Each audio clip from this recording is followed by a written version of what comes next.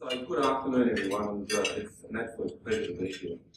I just want to speak for about 15 minutes or so, not too long. This is a group of journalists who want to ask questions. My job to give answers, so let's get on with it. Look, obviously let's start where we should, which is just acknowledging the horror and tragedy of events overnight in Ukraine and beyond. Just on behalf of everybody at Fairfax, and there's a number of people here today, we would like to extend our condolences to the families and friends of all those affected in this situation. I'm sure they're in everyone's thoughts. And as news people, we're watching the events as they unfold and thinking of what an extraordinary day it is. In fact, the fact that all of you are here, I'm not really sure about it. It's really probably a time when we should all be behind our keyboards and writing stories and producing stories around what's happening out there rather than what's happening in our industry. But one more observation. It is days like today that our audience and our communities really value reliable, independent media voices. It's days like today that media on all platforms will be the key source of information as we will try and grapple with the enormity of it all. But to today's speech, and it's a speech I'm actually enjoying and looking forward to giving. It would be hard not to be aware of what you call the recent conga line of hysteria of not particularly varied books written about Fairfax. And while I don't want to dampen the spirits of the various publishers and the variety of authors, I have to say their definitely prose has been overtaken by time and our company's contemporary performance. So how about a new book? How about a new book? Another book. Fairfax Media, Alive, with an exclamation mark. And how a 185-year-old newspaper company weathered the storm and confounded them all. So I'm going to take you through the précis of that book today. While some people have been myopically focused on the old days, we've been unashamedly focused on our future, and we like what we see. Focusing on that future, both in terms of delivering quality journalism and commercial strength, has seen us reshape, restructure, and revitalise our company. We've thought our way through the challenges, and I stress we have thought our way through the challenges the media faces and shaped a new model to sustain quality journalism. We've made tough decisions, and the nature of constant change in our industry means that we will never stop.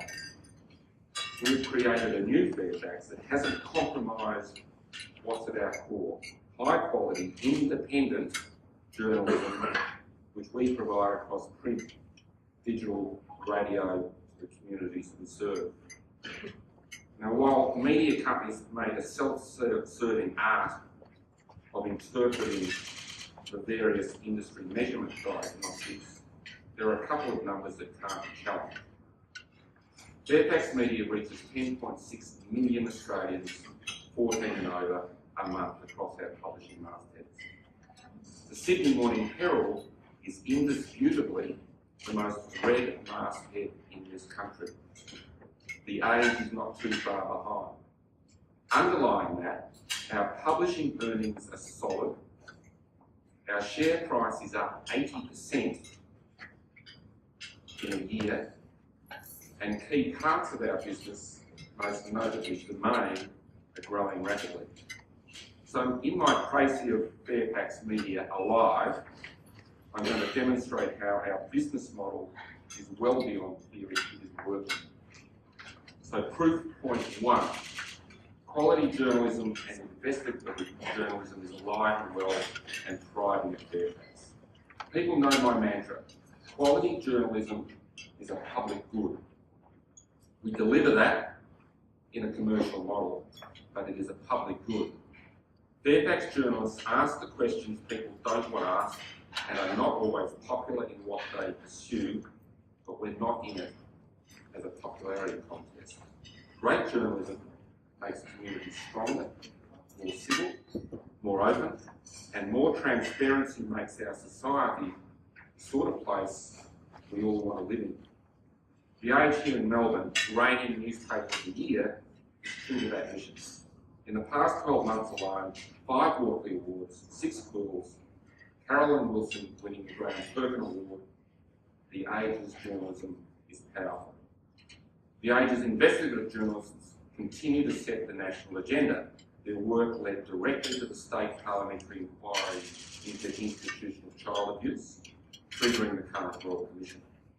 Revelations about the CFMEU and other union corruption led directly to the Royal Commission into unions. Adele Ferguson and Chris Bertolago's revelations persuaded the Commonwealth Bank to lift their compensation to victims of bad financial advice to at least $250 million. Their stories prompted the Senate inquiry into the industry. Now, whether it's The Age or the iconic Neil Mitchell on 3AW, audiences flock to Fairfax. It's journalism which makes our business tick.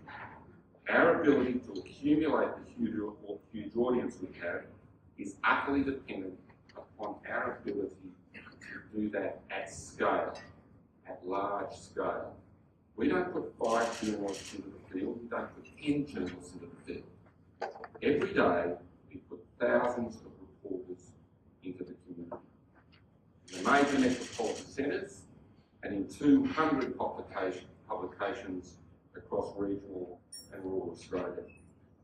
Our reporters are now using all the instruments on hand to change journalism from a one-way flow into a broader community conversation.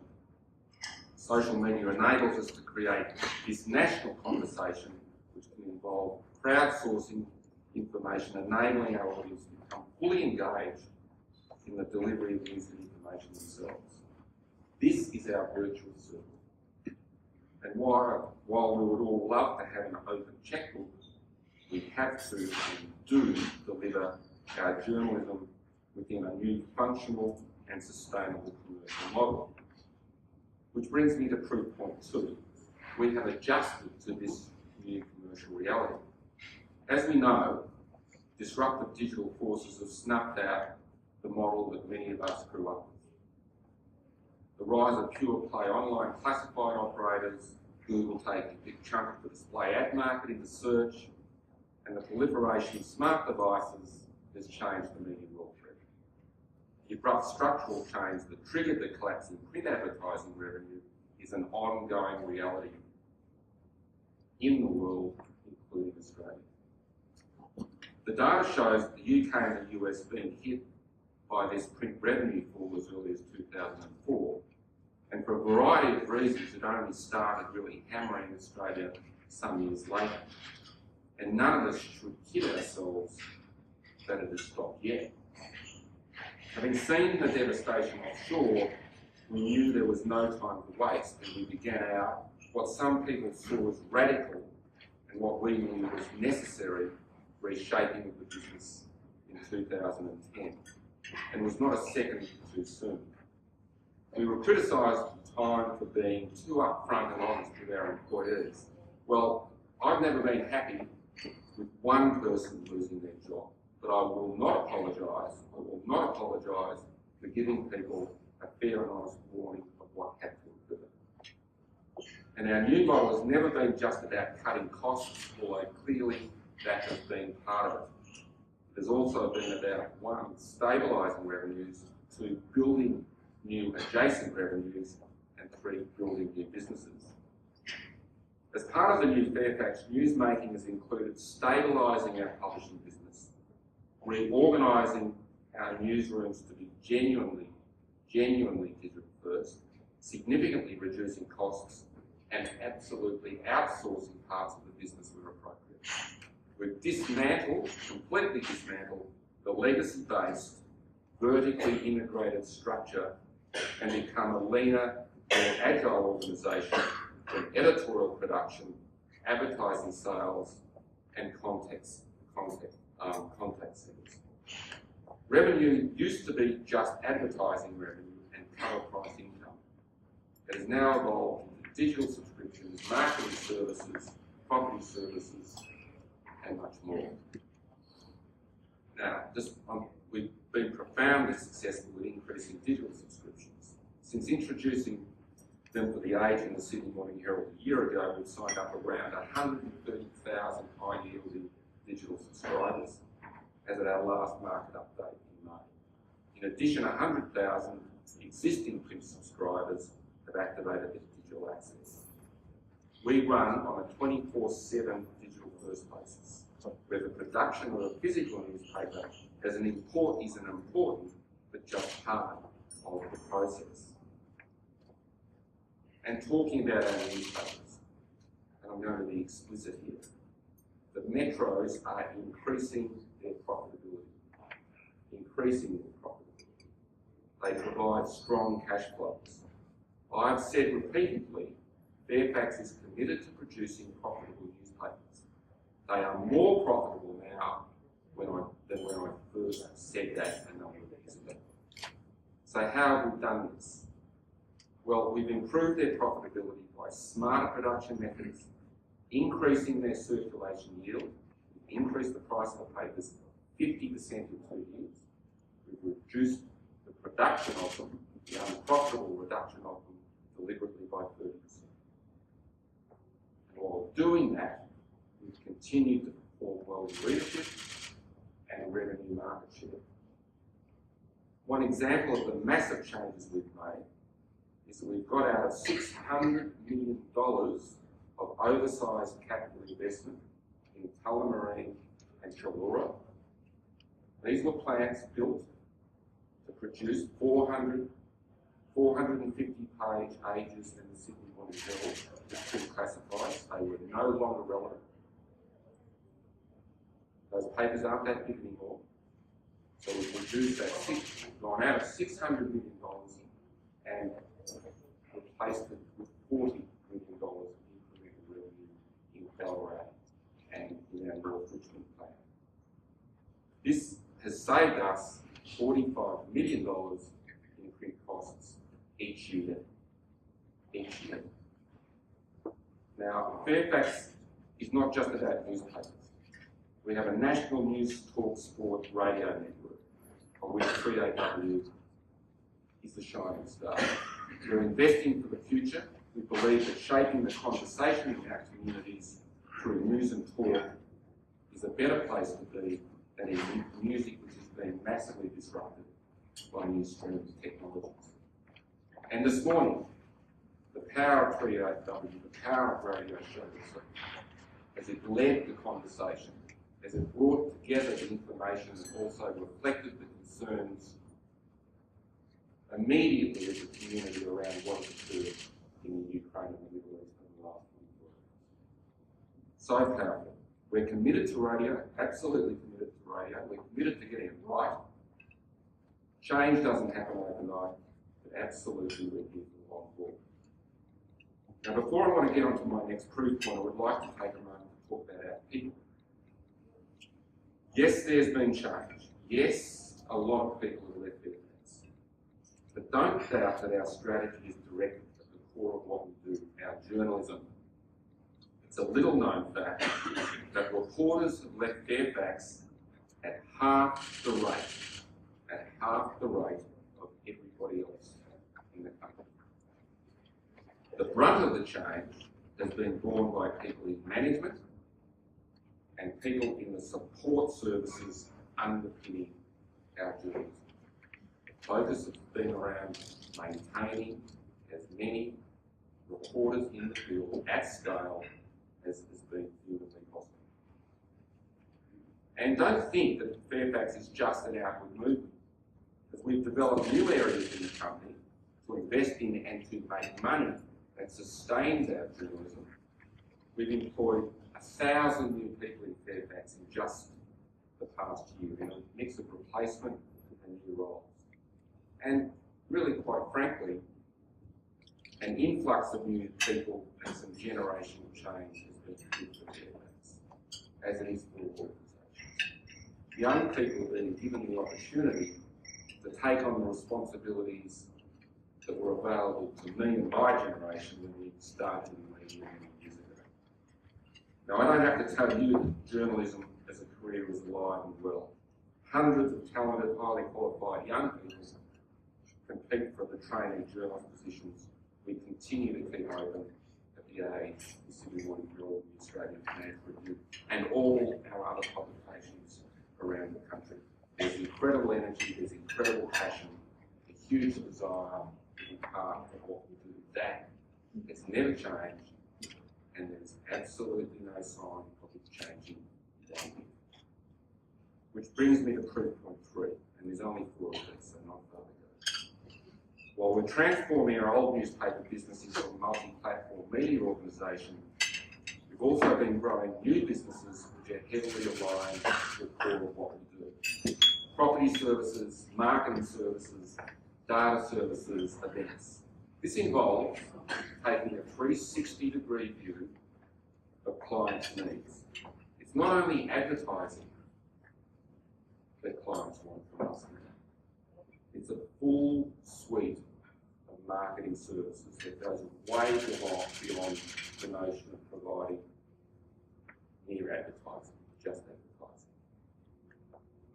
That is really building new revenue flows into the business.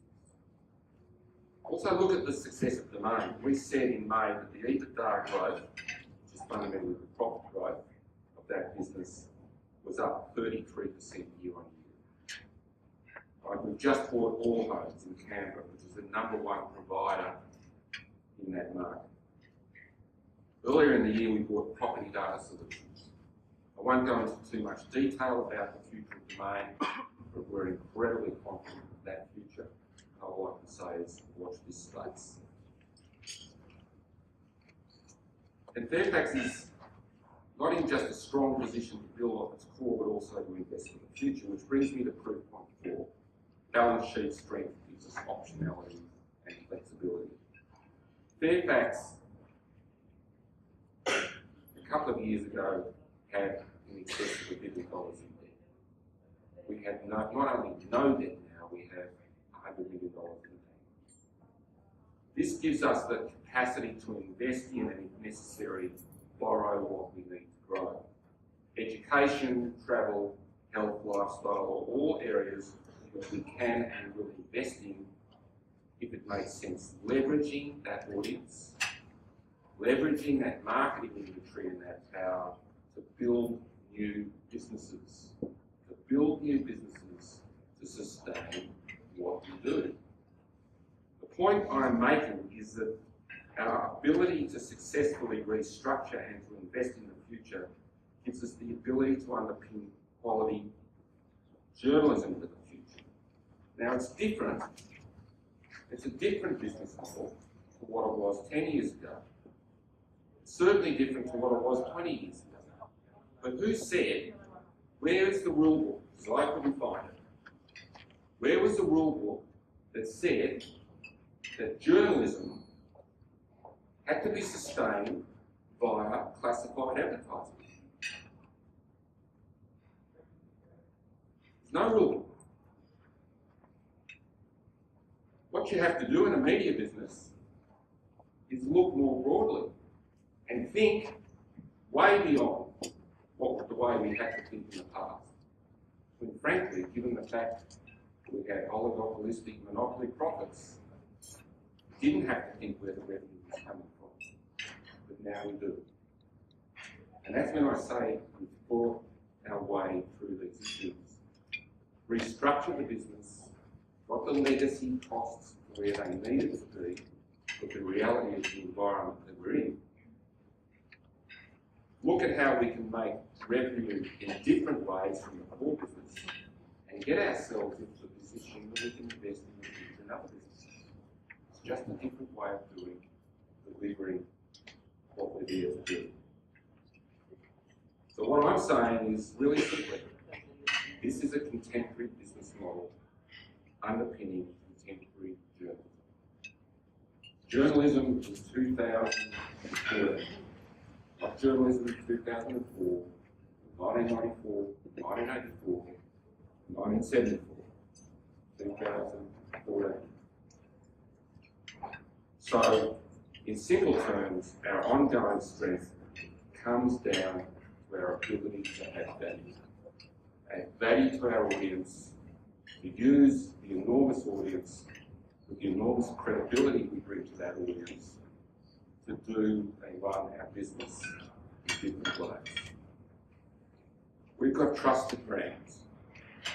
People still look to us and take what is happening out in that world and pull it together and condense it into something which gives them context in which they can look at their lives and do their really simple proposition. That bit hasn't changed. That was as relevant in 74 as it is in 2015. And we're just doing it in a different way. Journalism is the core of what we do. Fairfax is committed to independent quality journalism, emphasis on independent, emphasis on quality. That's what we do. Just doing it in a different way. Immersion. Happy to take Q&A.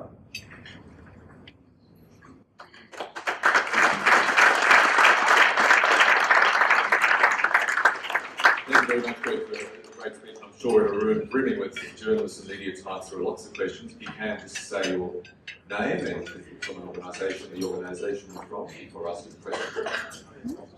Who's going to open the back?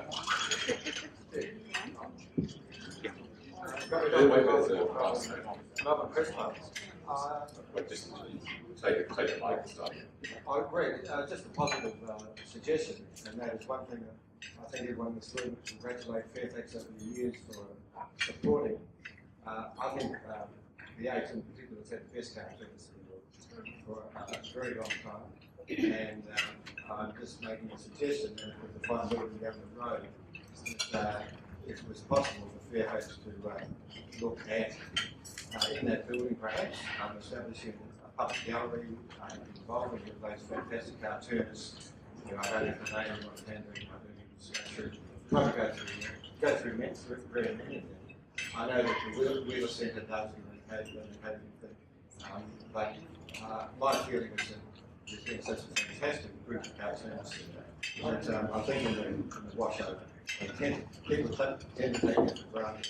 And I think if there's a space, for example, down the Age building, that could be a public gallery particularly, that could have a reading display of those cartoons that are done. I think that would add tremendously to Fairfax and tremendously to the readership for the Age. I've always loved it. And if I just add one other add-on, and that is I know that you would have been singing Happy Birthday to Wilfred on Tuesday, and I just wonder if you have any thoughts about the positive role that the Australian they've made for Australian journalism.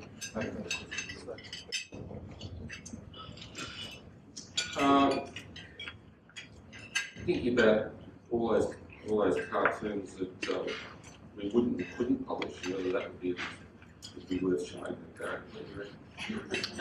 That could be in the dark side. In the dark side.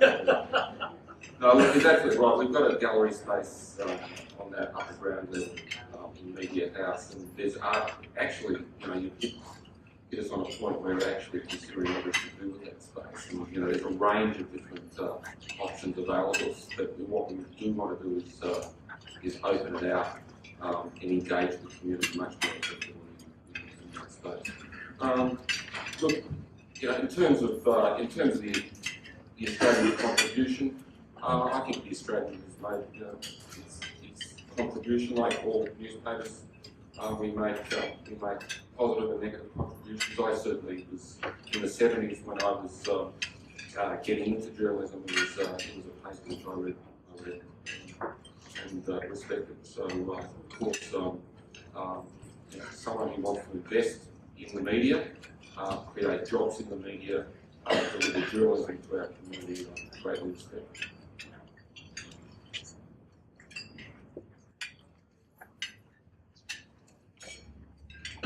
Yes, down the back there.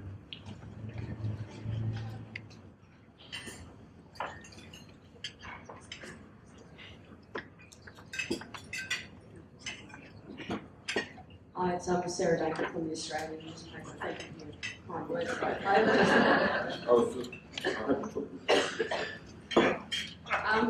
I've got a couple of questions that have been sent out to the meeting, so please. Who wrote it? Chris wrote them or? Sharon. Sharon, right, okay, good. Okay, so I'm talking to Sharon.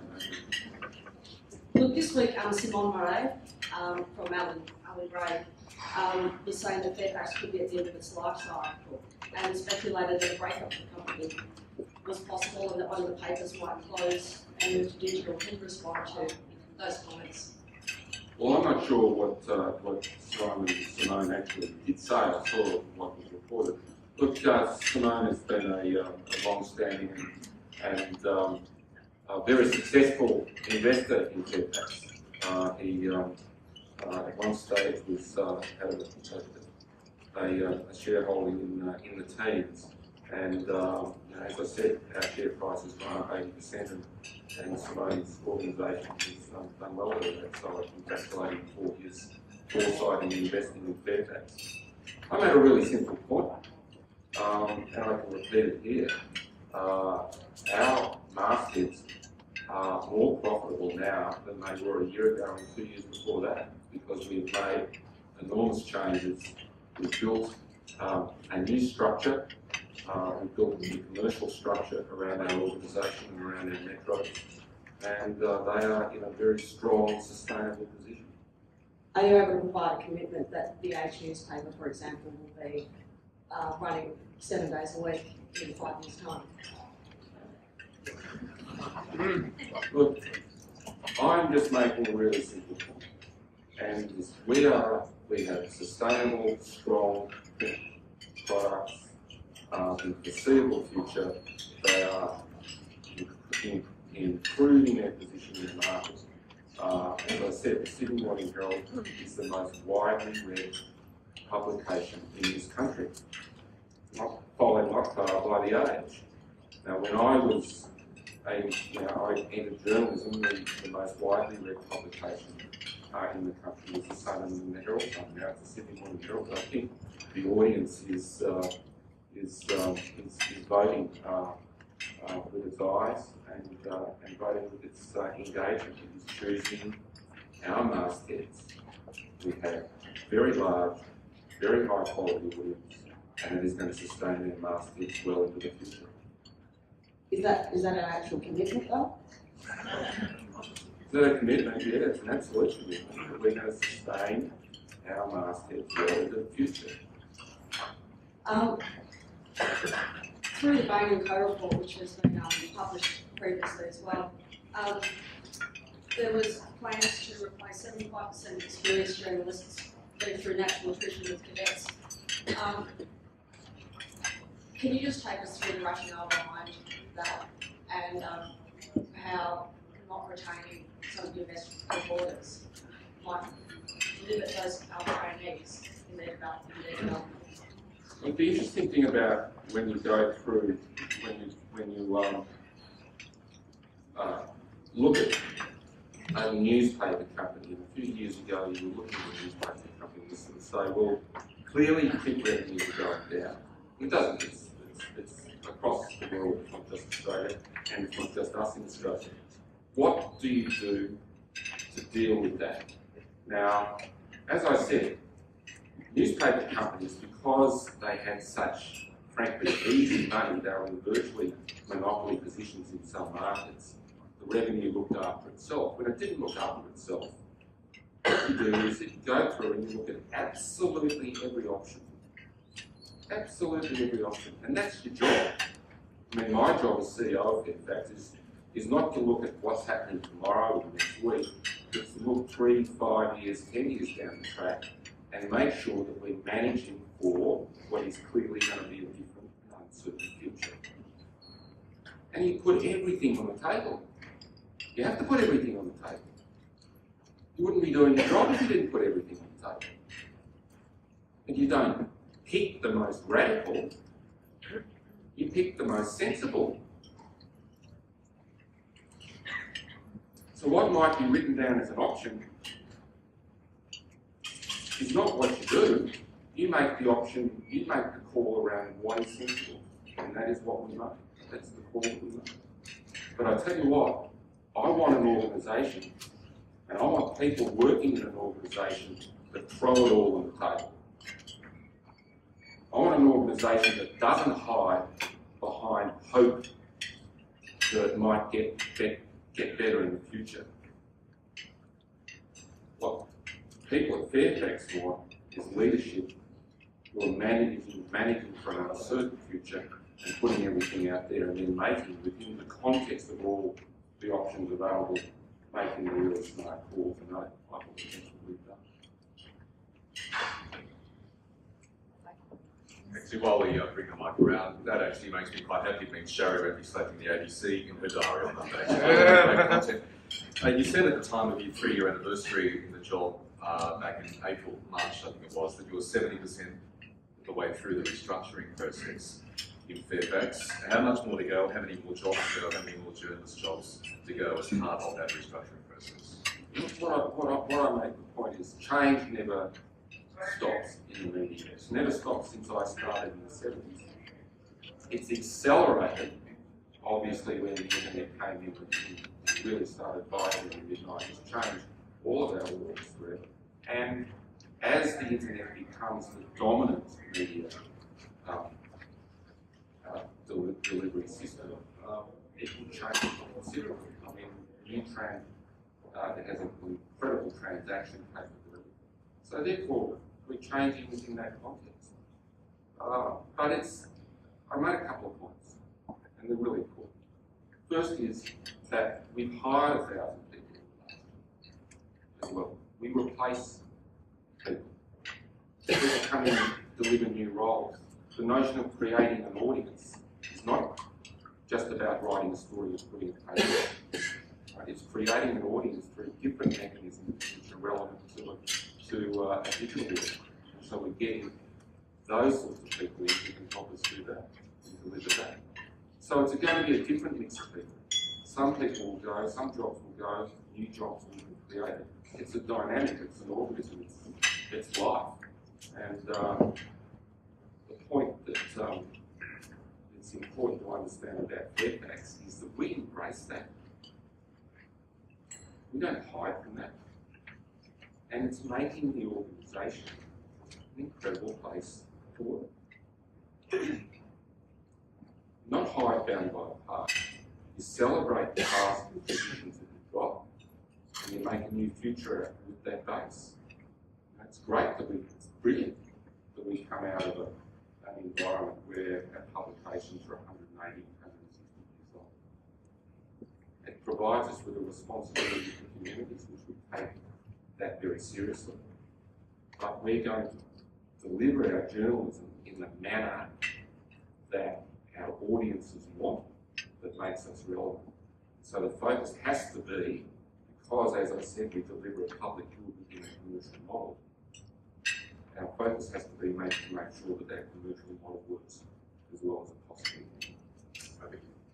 Hi, my name is Cameron Cran. I work in marketing for News Corp in Victoria.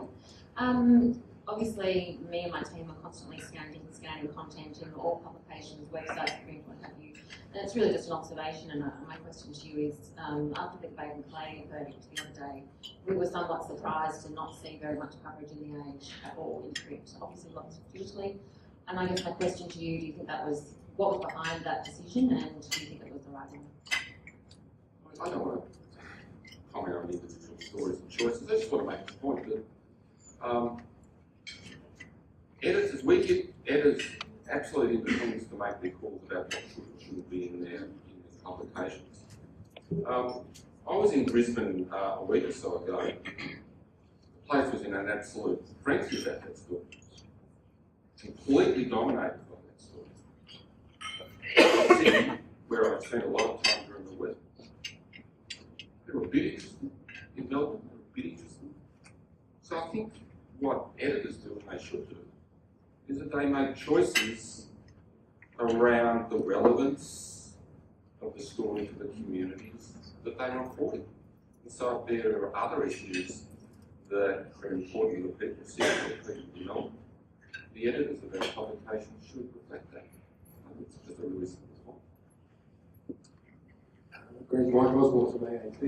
You've spoken a little bit about your major mastheads in the radio, but I was wondering if you could tell us a little bit more about the future, particularly the penetration of how the websites in the capitals where you don't have mastheads. They're extremely strong. I mean, we had a remarkable scene during the tennis coverage a year or so ago when, completely unprompted by us, Clive Palmer jumped up in the middle of the tennis with a 30-second ad saying, people in Brisbane should read the Brisbane Times, which is our up there. And he obviously thought that he wanted a little bit more competition in the community that he lived in. They are recognised, WA Today and Brisbane Times are recognised in their communities, very broadly recognised in their communities as great additions to the media debate, great contributors to their communities. And they perform remarkably well, given the fact that they're relatively recent startups in those communities. So they do very, very well. And sometimes, look, there's a number of measurements of success, but sometimes they certainly have audiences over and above the local sites that have sprung out of the local newspapers.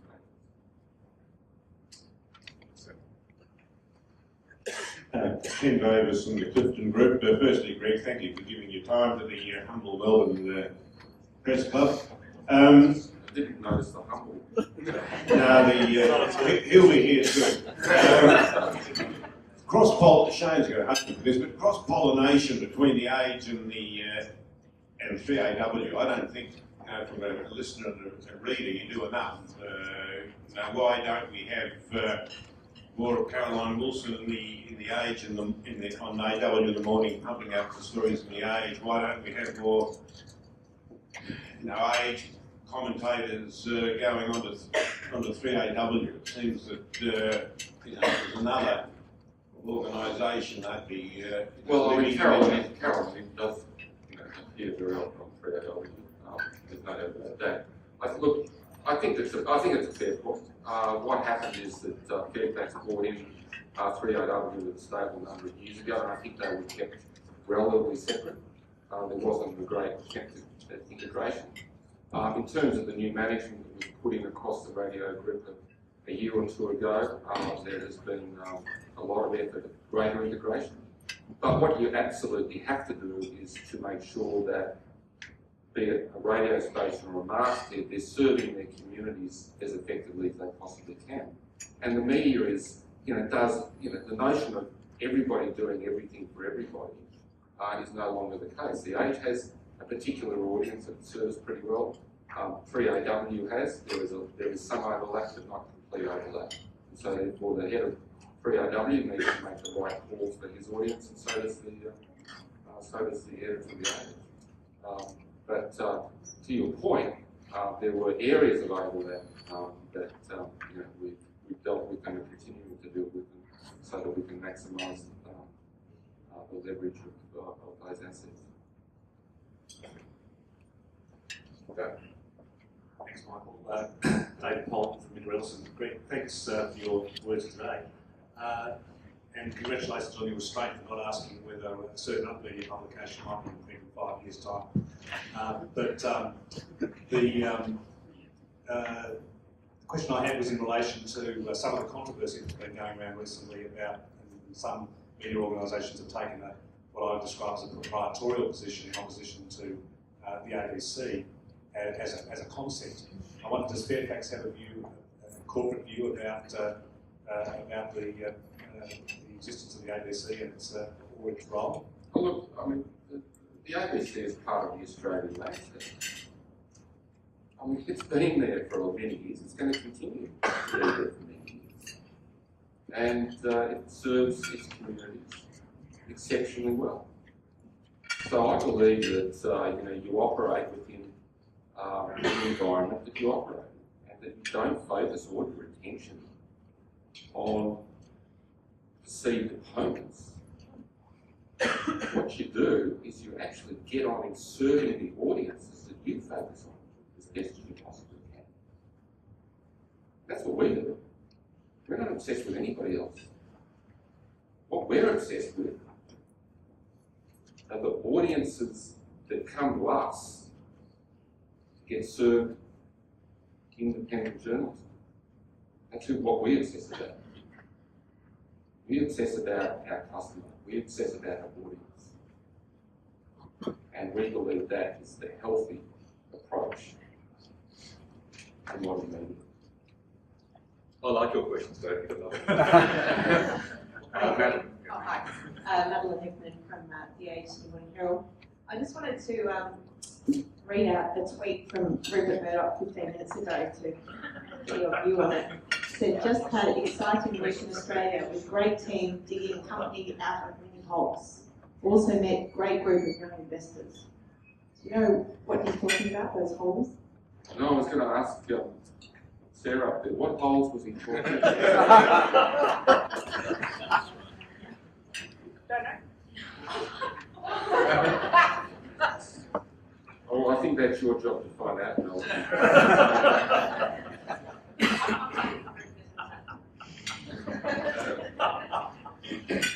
Next question.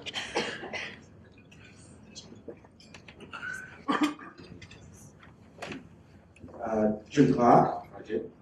Greg, about a year or so ago, there was a lot spoken about Fairfax getting involved increasingly with events and there were appointments made and everything else.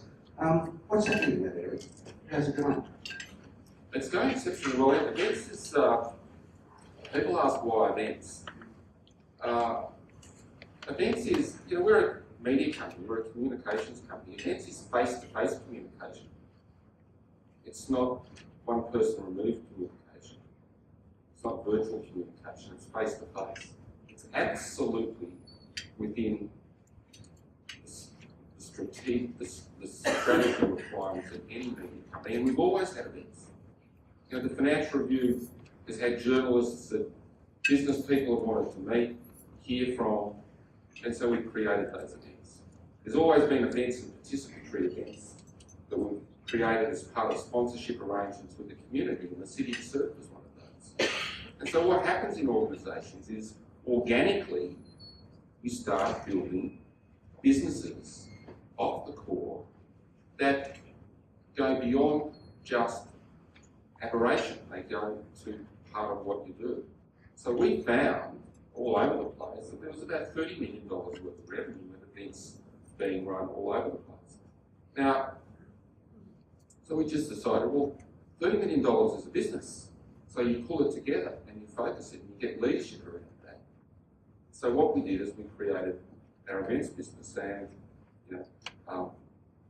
Michael was saying that I'd spent a bit of time in government in the tourism and travel space and event space, and I came across many talented people there. One of those was Andrew McAvoy. Incredible guy, real talent, great commercial insights, headed up Tourism Australia, probably one of the great heads of Tourism Australia in generations.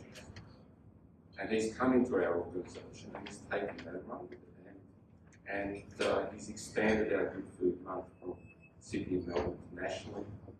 City of Surf is now a national running event, increasing the number of business conferences that we've got, and he's got a target to grow that, treble that, quadruple that business. The beauty about that is that it comes off the audience that we create. So therefore, we can connect with the audience we create for our journalism to advise them of these events, which we then reconnect from. And all this comes into, as I say, funding journalism in different ways.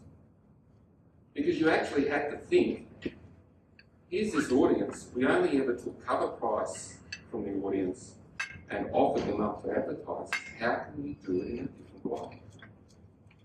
So instead of having two sources of revenue, we've now got 5 or 6. We've also got data, we've got content marketing.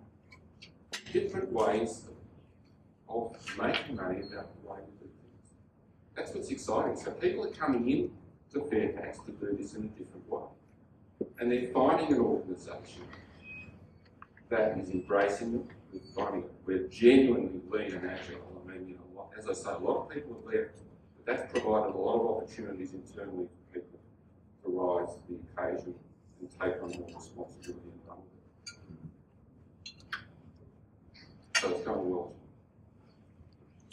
We've got time for a couple more questions. And while we wait for people to come up with some fabulous questions, just when you talk about investing in health, education and travel, what do you mean in particular by that? Well, it just means that if you look at the value chain, I'm speaking sort of business jargon, if you look at the value chain through the internet, right? Media business has obviously at the beginning was about here's a new way of delivering information. Then it clearly became not just about delivering information, it became, well, here's a new advertising platform, so we'll get engaged with advertising. So that's still sort of pretty traditional. But the great part of the internet is its transactional capability, buy and sell. Clearly that is where it is transforming not just core businesses, but enabling different opportunities. And so therefore as a media company, and why would you restrict yourself to 2/3 of the value chain and not go down there? Now, which businesses would you choose to invest in?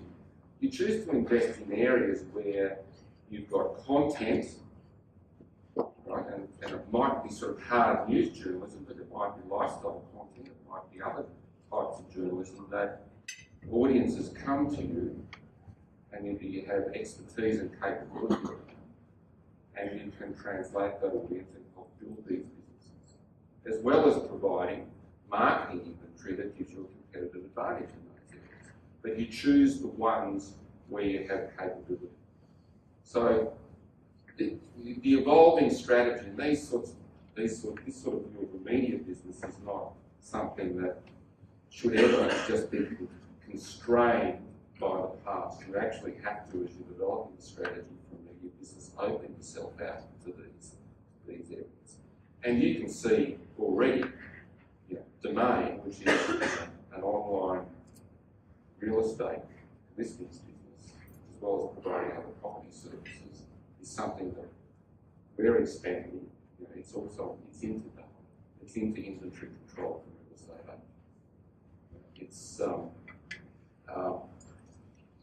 It's a business that can grow in many ways. That doesn't mean to say that you can't invest in other businesses that also take advantage of the internet's transactional capability and the fact that we have strong content around that we can use. Yes, absolutely. Hi, Greg Roberts from AAP.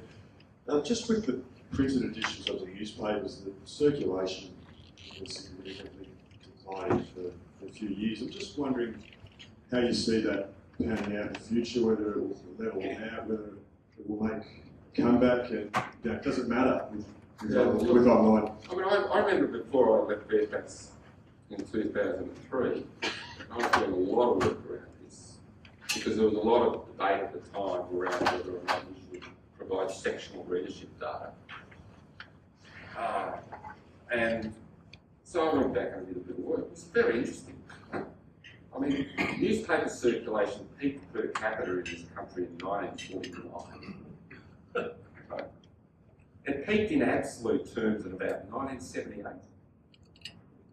So there haven't been, printed papers have been declining in absolute terms in this country since 1978, about 1 or 2%. So that there was, and so why was that? Well, think of this. You're in the time business. How much time have you got?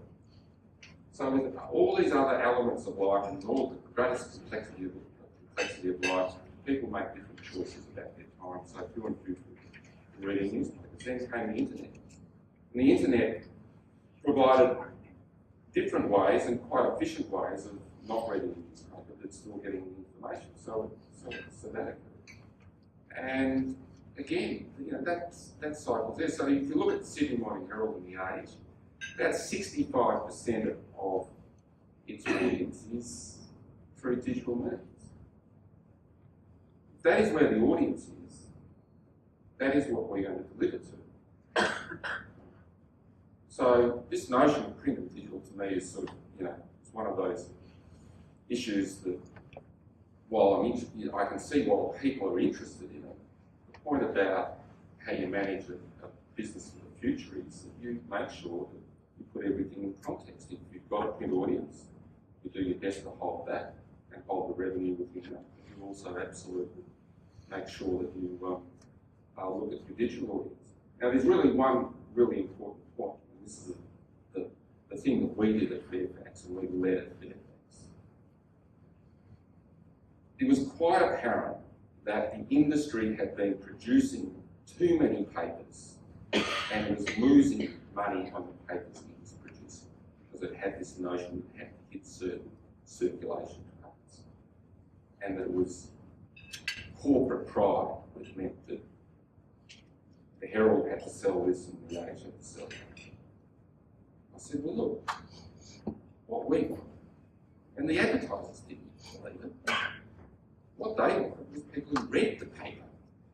And we were using a production metric, not a sales metric. So we just said, okay, what's the number of people that actually will buy and read the publication? What's that number? So we found that number and we brought our cert down to that number, deliberately, 30%. So what now we have, and we increased the price 50% because people who wanted to get a printed newspaper were prepared to pay for it. It was that important to them. So we just changed the model to a higher, lower volume, higher yielding print model. And it's worked very effectively for us. All right? And we reduced production 30%, increased the price 50%. Just changing the model. And for the first time in 10 years, circulation revenue rose. And we certainly haven't been inundated by complaints about the price increases. And we maintained market share in readership because, how is that? Because people weren't reading the overproduction. And we maintained market share in terms of print revenue. So it was one of those perfect sweet spot decisions that we made. In the meantime, don't confuse the fact that less people were reading journalism and newspapers and that they didn't like journalism because the overall audience has never been stronger. The overall audience for journalism has never been higher. So if you look at the Emma metric, Sydney Morning Herald reaches about 5.6 million Australians a month and is growing at about 5% a year. That's where you want to be. So all we did is say, what's the right economic model for the print side of the business? And what's the right economic model for the digital side of the business? And just work in that world. Not world hanging out in verities of the past. And that's what I'm saying, we fought our way through the problems. We just didn't instinctively do what people had done before and repeat what people had done before and hope that things would somehow change. Because they weren't going to change. Last question, I think. You saying you deliberately, Gary, did you say you deliberately reduced the circulation of the Sydney Morning Herald and the Age? Yep. Absolutely. Very explicitly. We did it by increasing the price. Right, so we increased the price, reduced the circulation because we were producing papers. And everyone in the industry wanted to do it. I mean, it wasn't just us. All we did was act on it. All we did was act on it. Because you do the numbers, you're putting papers out and selling them for less than the cost of production. So why would you do that? It's just no other industry does that. And it was because there were notions of what the circulation number should be. That the Age should sell 200,000 a day, Monday to Friday. 200,000 people weren't reading it. Why are we doing that? Crazy. And then what you do is we made more money by selling things. That's what it gets at. And that then enabled us to say, okay, we don't need Chilora and Tullamarine, which were built for those huge Saturday books. And so we could move out of that. That saves us $45 million a year. And think of this. This is all about sustaining journalism. If you don't make these decisions, you're not putting yourself in the commercial environment where you can sustain your journalism. You just got to make all these calls.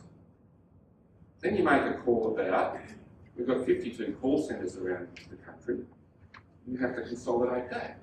Then you make the call that let's work differently. Right? We did an audit of the number of desks we had in Sydney and Melbourne, and 40% of them were empty at any point in time. So we don't need as much space. So we work differently. I don't have an office. I don't have an office. No one in the place has an office. You just work differently. In my office, where there was the old office I had in the corner on the 5th floor in Sydney, and the CFO's office, and the company secretary's office, 3 people. There's now 52 people working in that space.